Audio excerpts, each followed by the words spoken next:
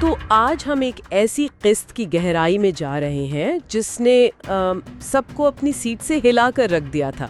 हाँ बिल्कुल। एक लिसनर ने खास तौर पर डिलन और बारान के उस कैबिन वाले सीन पर बात करने को कहा है। और वो सीन है भी बहुत जोरदार। वही जहां मोहब्बत, खौफ और जिंदा रहने की जंग सब एक साथ चल रहा है। सही।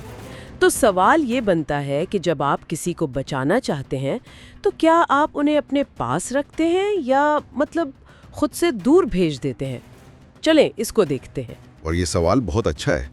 किस्त शुरू ही इसी कश्मकश से होती है। हाँ। डिलन जब अचानक से उस दूर दराज कैबिन में पहुंचती है तो बारान का रिएक्शन गुस्से का है ही नहीं। बिल्कुल नहीं, वो तो खौफ है, शिद्दत वाला खौफ। हाँ, वो खालिस खौफ है, सिर्फ अपनी बीवी के लिए नहीं बल्कि अपने आने वाले बच्चे के लिए भी। और ये खौफ तो मतलब 10 गुना बढ़ जाता है जब हमें पता चलता है कि वो वहाँ जवाहिर का इंतजार कर रहा था।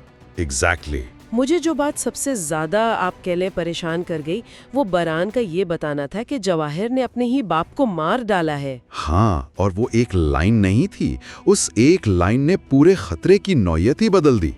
लेकिन क्या ये थोड़ी खुदगर्जी नहीं? वो जानती है कि उसके वहाँ रहने से बारन कमजोर पड़ रहा है और वो अपने बच्चे की जान भी खतरे में डाल रही है। ये एक बहुत दिलचस्प नुक्ता है।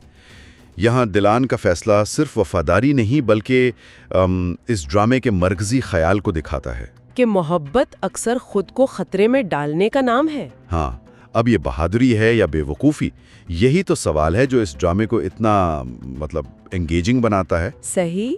फिरात, गुल, जहान, उन्हें एहसास हो जाता है कि कुछ बहुत गलत है। और फिर फिरात और जहान का फौरन मदद के लिए निकलना वो सीन की शिद्दत को और बढ़ा देता है। हाँ, ये फिर सिर्फ दो लोगों की कहानी नहीं रहती, पूरे खानदान की बका की जंग बन जाती है। और फिर हम उस उरूज पर पहुंचते हैं जहां बारान को एक नामुमकिन फैसला करना पड़ता है। जब वो दिलान को बंदूक देता है। हाँ, और उसे भागने पर मजबूर करता है।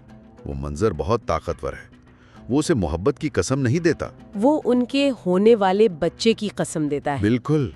और यही वो वाहिद दलील है जो दिलान को तोड़ सकती है।